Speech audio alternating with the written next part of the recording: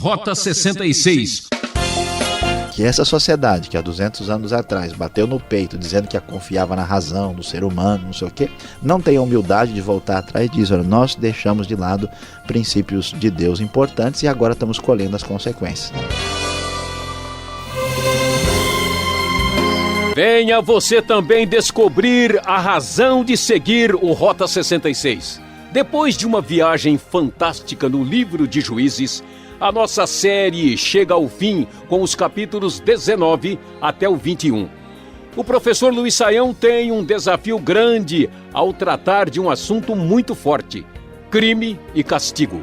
Talvez aqui encontramos a história mais triste de toda a Bíblia. Somente duas coisas são infinitas: o universo e a estupidez humana. E eu não estou seguro sobre a primeira. Dizia o físico Albert Einstein. É verdade, sem Deus, veja a que ponto chega o ser humano.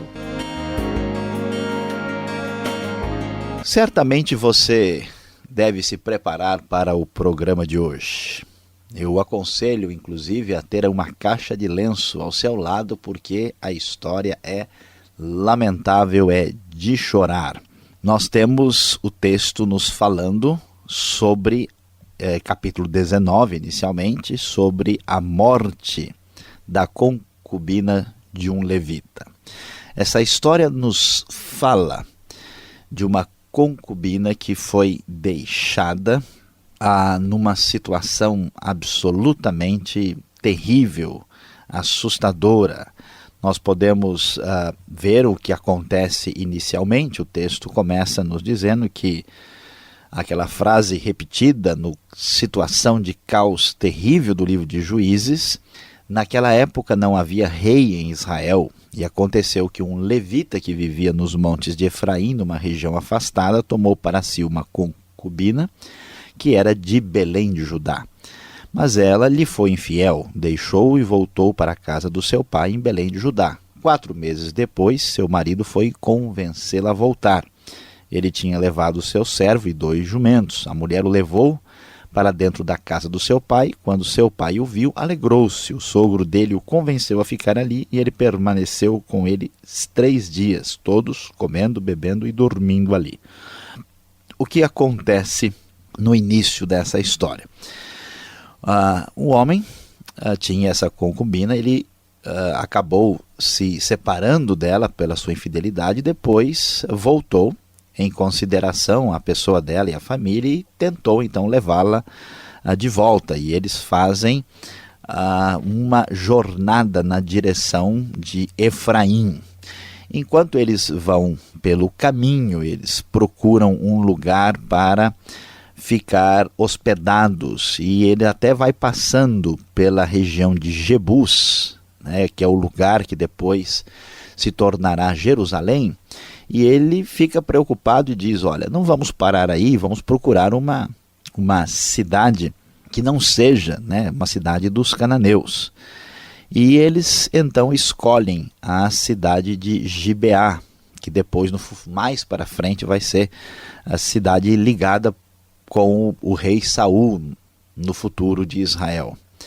E lá a escolha, porque Gibeá é uma cidade israelita, e então, chegando ali, eles vão enfrentar uma das situações mais terríveis e absurdas que se pode imaginar. Quando estamos observando um pouquinho mais adiante o texto, nós vamos encontrar a seguinte informação: eles entraram ali para passar a noite, diz a Nova Versão Internacional, no verso 15, e foram sentar-se na praça da cidade. E atenção, e ninguém os convidou para passarem a noite em sua casa.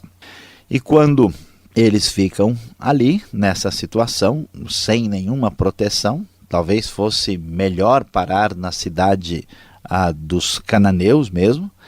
E então o texto nos diz que naquela noite um homem idoso que vinha dos montes de Efraim, que estava morando em Gibeá, preste atenção e veja que aqui nós temos um estrangeiro, ele voltava do trabalho no campo, e essa cidade é benjamita, né? Quando ele viu o viajante na praça, ele perguntou de onde você veio, né? O que você está fazendo, para onde é que está indo. E o homem então responde, né? O homem com a sua concubina: estamos de viagem, indo de Belém de Judá para a região afastada dos montes de Efraim, onde eu moro. E então ele explica tudo e o homem o convida para ficar em casa e diz: olha, nós temos pão, vinho, temos tudo.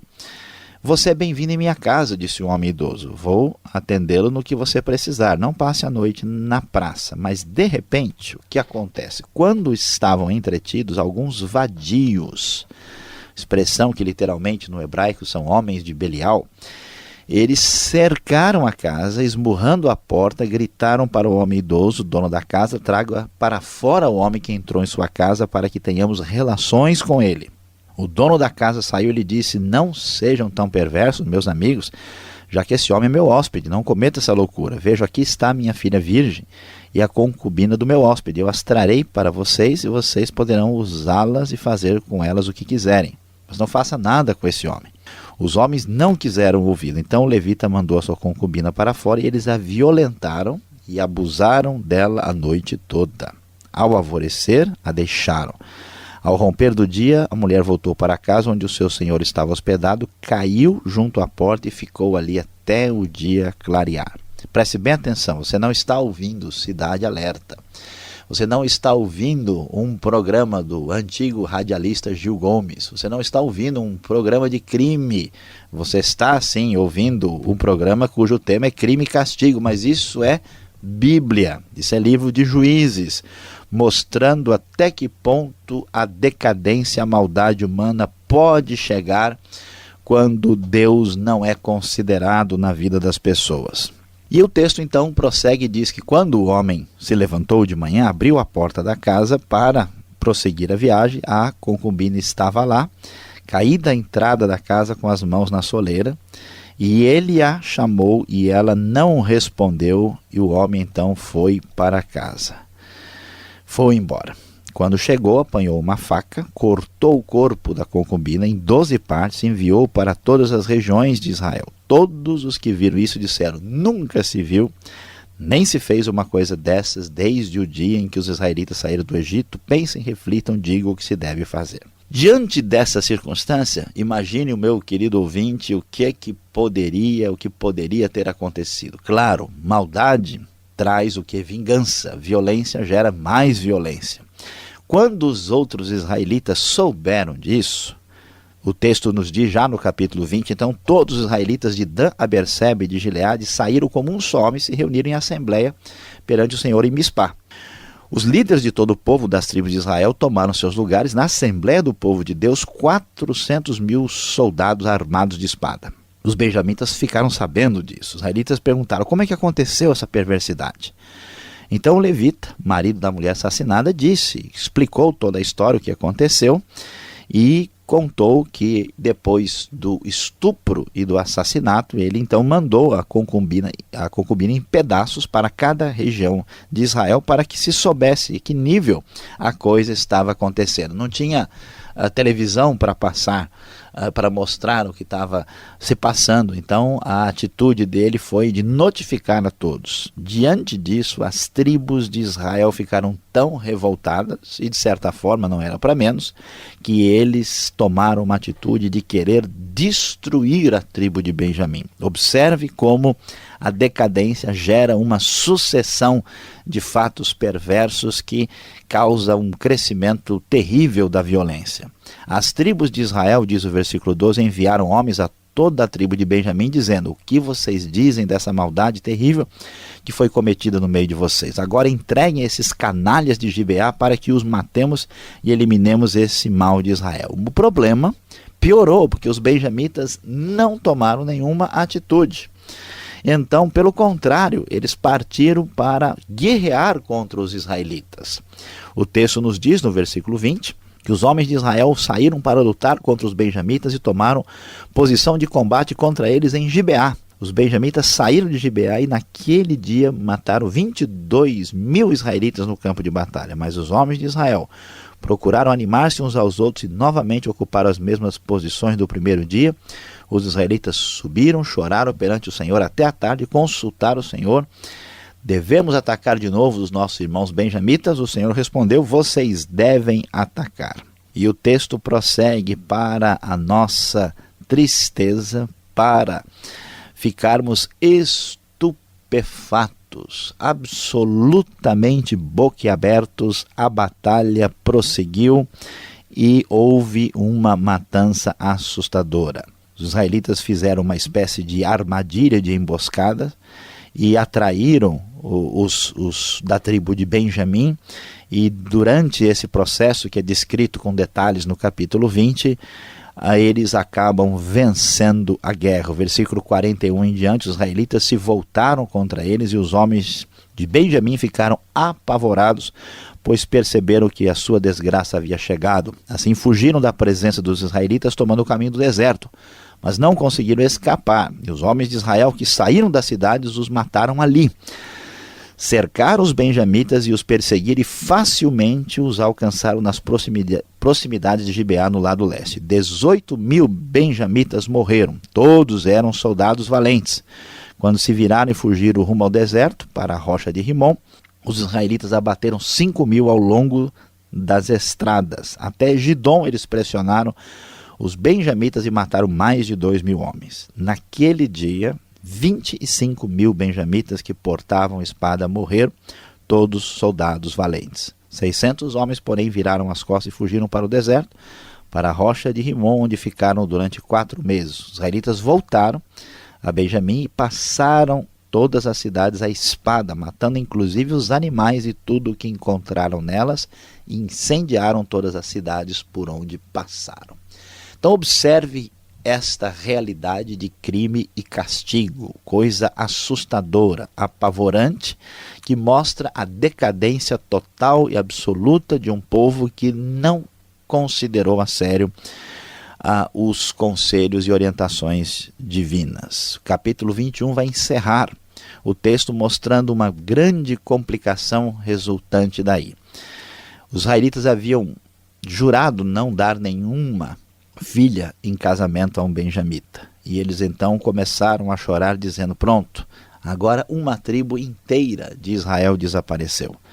Mas descobriram que um grupo deles, o pessoal de Jabes Gileade, não estava ali. Portanto, eles foram e destruíram as mulheres de Benjamim, separando apenas as que eram virgens, e promoveram uma espécie de casamento com esses restantes que não tinham participado desse juramento. E assim, eles, de uma maneira muito triste, conseguiram preservar aquela tribo, com toda essa história lamentável e extremamente complicada. E o texto termina o livro com uma nota bastante triste, dizendo o seguinte: na mesma ocasião, os israelitas saíram daquele local e voltaram para as suas tribos, para os seus clãs, cada um para a sua própria herança. Naquela época não havia rei em Israel, cada um fazia o que lhe parecia certo. Vejam como é complicado e triste quando Deus não é ouvido e os resultados dessa atitude são catastróficos.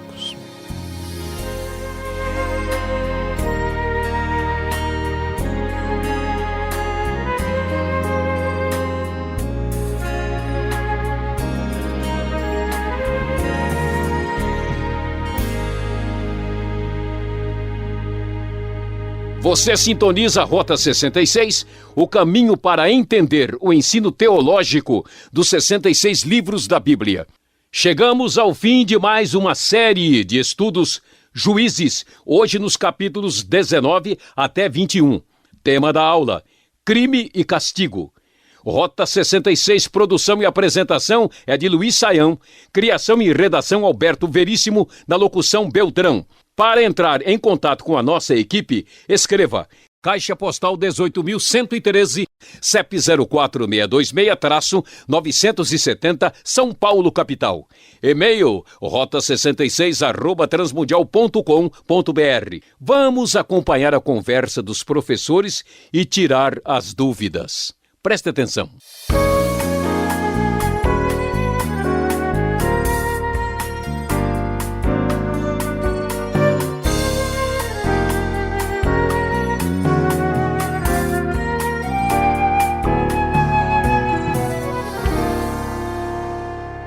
nosso estudo segue agora com as perguntas ao professor Luiz Saião, hoje terminando a nossa série no livro de Juízes.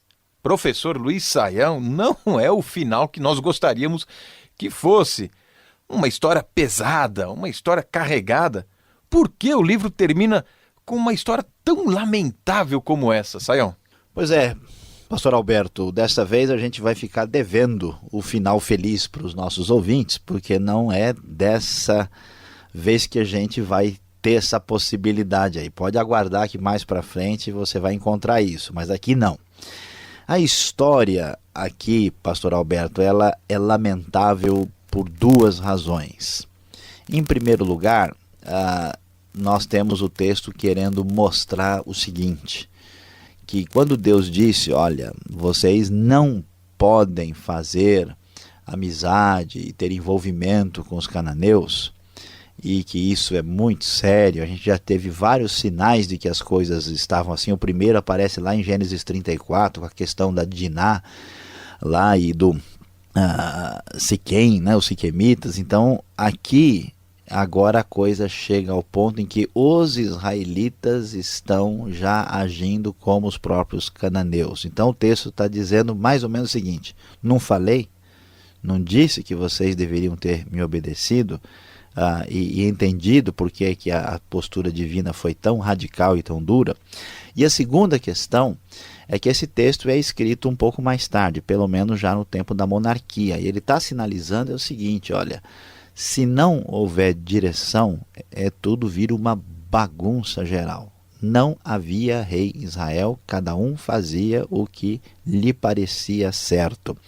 Então o texto está mostrando aí o resultado de uma falta de direção tanto divina quanto uma direção governamental administrativa. Essa história chocante que acabamos de ver aí, ela não lembra Gênesis 19? Sodoma, Gomorra, as filhas de Ló. Por que o autor agora do livro aqui de Juízes vai destacar esta semelhança, né? Exatamente para mostrar o fundo do poço, até onde esse pessoal chegou. Porque se existe alguma coisa que é apavorante na Bíblia, é Sodoma e Gomorra. Por que é apavorante? Porque representa um grau de degradação tão complicado que fica um marco na história assim, extremamente negativo. E aqui o toque, né, por trás aí de ensino está aqui. Olha, você quer ver até que ponto o povo de Deus chegou? Eles se tornaram semelhantes aos sodomitas no sentido de não oferecerem nenhum tipo de ajuda e hospedagem, como eles ficaram sozinhos na praça, né? Depois, quem ajuda é uma pessoa de fora, um estrangeiro. O Ló também é estrangeiro em Sodoma, então o paralelo é bem claro. Eles também são pessoas perversas que querem invadir a casa e estuprar, né? E na verdade estão interessados em atingir o próprio homem, né, como objetivo da intenção deles.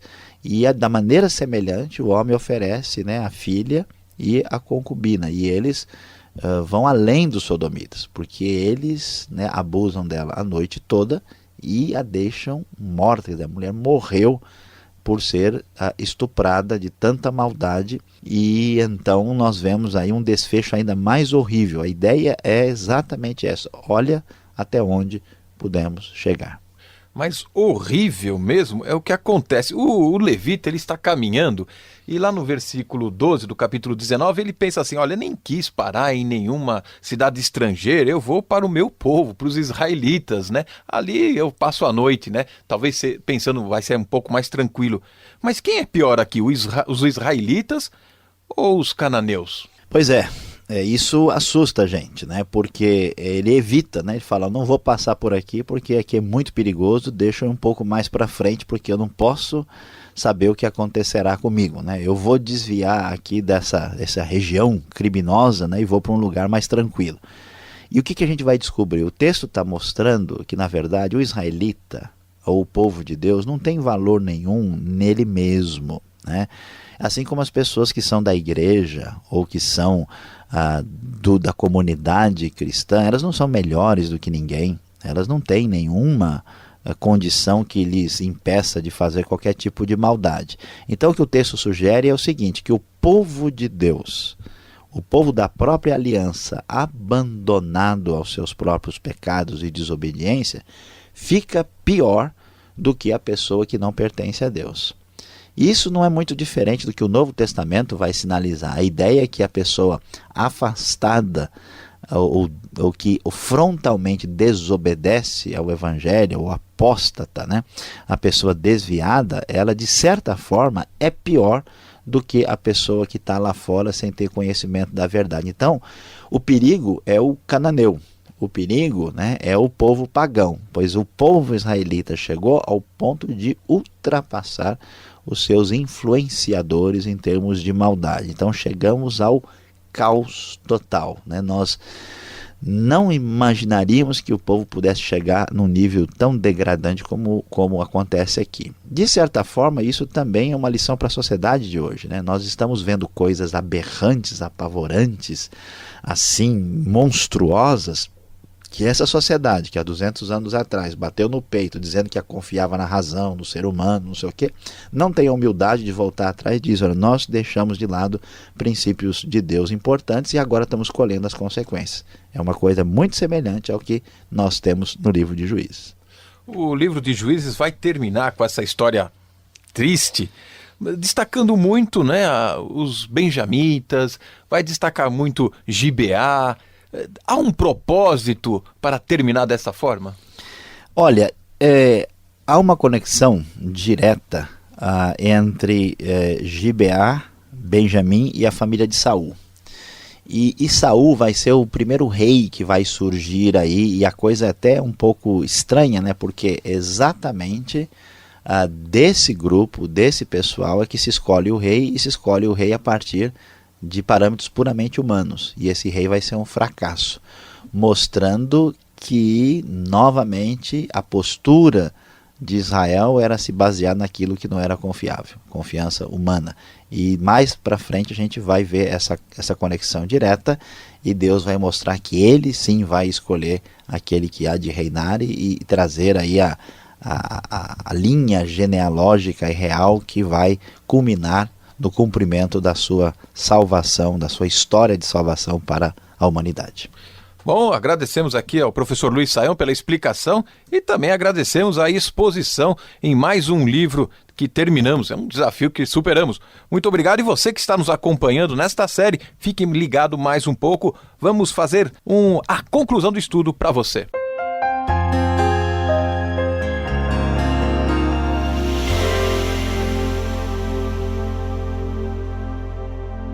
Hoje, no Rota 66, nós terminamos o estudo no livro de Juízes. O nosso assunto não tem nada a ver com Dostoiévski, mas nós falamos sobre crime e castigo, falando dos capítulos 19, 20 e 21 do livro de Juízes. E depois de termos até passado mal, de ouvir tantas coisas terríveis e assustadoras que estas histórias finais nos apresentam, qual é a grande lição para a nossa vida? Nós aprendemos no final de Juízes que sem direção só haverá degradação. O ser humano abandonado às suas próprias paixões, vontades e desejos não chegará a lugar algum, chegará à degradação e à decadência, como é fácil de perceber em pouquíssimos momentos de observação. Aqui nós vemos que não havia direção política, não havia rei, cada um fazia o que lhe parecia certo, o que tinha vontade. Nós vemos que o pessoal de Israel, o povo, não está obedecendo a orientação de Deus e fez o que deu vontade. E isso também não levou a lugar algum. Como é a sua vida, meu amigo? Você faz o que dá vontade, você segue a sua própria cabeça, você reage pelos seus impulsos. Lembre-se, sem direção só haverá degradação. Ah, que pena! A Rota 66 de hoje vai ficando por aqui. Voltaremos nesta sintonia e horário. Vem aí uma nova série e muita coisa boa. Trabalhos técnicos Paulo Batista, realização Transmundial. E veja o site transmundial.com.br. E um forte abraço do Beltrão. Tchau!